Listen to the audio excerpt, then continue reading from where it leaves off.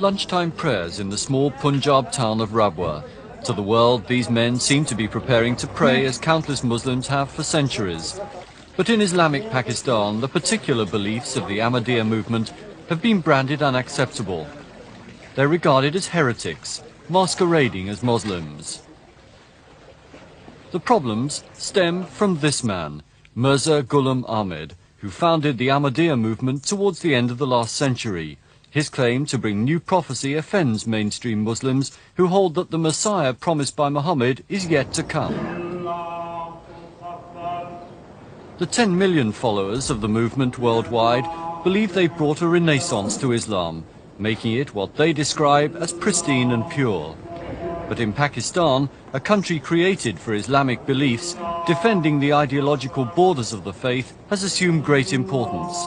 The 4 million Ahmadis who live here are seen as infidels.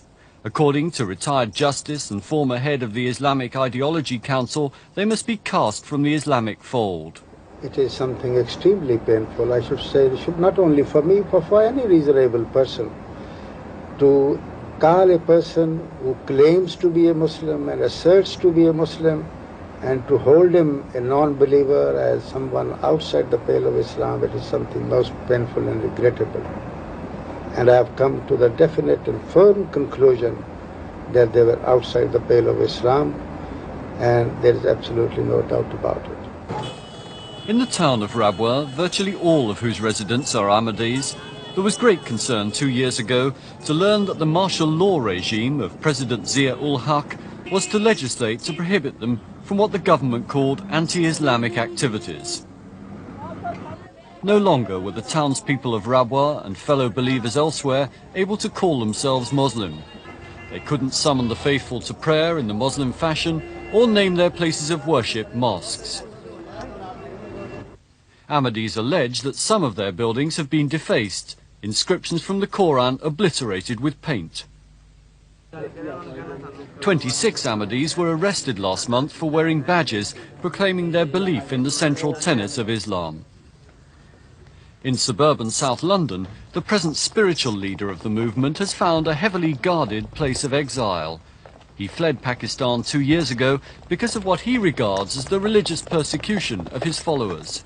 Hundreds of Ahmadis have been punished, persecuted, prosecuted, dragged in the streets by the police, beaten up, just for the crime that they declared this kalima, that's fundamental article of Muslim faith, because they believed there is no God but one. They believed in the truth of the Holy Prophet of Islam. And this is a crime, prime crime in Pakistan, a crime for which they will not accept bail.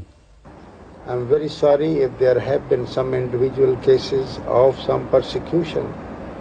It would be something which is wholly indefensible, and one would, any reasonable person would, instead of, say, condoning it, would rather condemn it, I being one of them. I wouldn't mind telling you that some of my very near relations, they belong to the Ahmadiyya sect. And I have every reason to believe that no case of persecution has been brought to my notice of this kind. The Munir family believes one of its members has been persecuted for his religious beliefs. They discuss with their lawyer the death sentence passed on 32-year-old Ilyas Munir for the killing of 2 men when his place of worship was attacked. He maintains from behind bars that he's wrongly convicted, especially since the mosque caretaker has admitted firing in self-defense. We were really very much upset that why this sentence has been given to such a man who has not been on the spot even, because we were thinking that there will be justice will be done. Amnesty International has drawn attention to the 4 Ahmadis now facing hanging in Pakistan, especially in view of doubts about the legal procedures of the Munir case. Well, apart from our unconditional opposition to the death sentences, there is serious concern that there may be a possible miscarriage of justice because of the serious allegations that have been made about the partiality of the investigating authorities. It is simply the contention of Amnesty International that, in the first place, before this military court, we do not believe that the procedures employed have ensured that these prisoners have had a fair trial.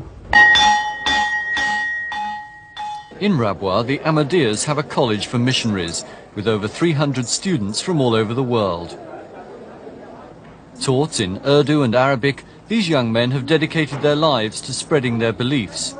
And it's this concern with converting other Muslims to the movement that may have contributed to the hostility of mainstream Muslims. Students like Tahir Selby from Wembley remain convinced of the rightness of their beliefs. We like to think of what God thinks rather than what man thinks. And in our opinion, this is what God wants, how Islam should be practiced. The Ahmadiyas are a successful community, prominent in commerce, education and public service.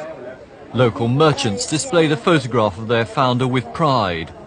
The community insists on rigid purdah for its womenfolk, but maintains high standards of education, able to claim more than 3 times the average rate of literacy for Pakistan. Such achievements have done little to endear them to mainstream Muslims. Some maintain that the problems of the Ahmadiyas are basically political, that President Zia-ul-Haq's government has sought popularity through religious orthodoxy. General Zia-ul-Haq's regime has no raison d'être, no reason for being here, absolutely no justification. So they have to seek reason for their existence. Why? So they took upon themselves to champion the cause of Islam. And because they could not champion the cause of Islam in any positive manner, because it's very difficult to champion the cause of any religion in positive values, so they took the downhill course of following the negative values of persecution in the name of religion. Attacks on the Ahmadiyya community in Pakistan can be seen as a way of unifying all Muslims behind the authorities. In difficult political times, and with increased sectarianism among the followers of Islam, the Ahmadiyya community provides a convenient target for attack.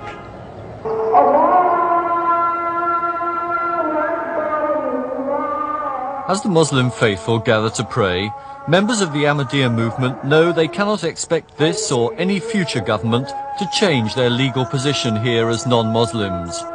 All Pakistani politicians must come to terms with the influence of the mullahs if they want to achieve power. The Ahmadiyyas can only pray that their Muslim brothers will show a degree of compassion, that they will no longer face arrest and imprisonment for their religious beliefs. Graham Walker, ITN, in Pakistan.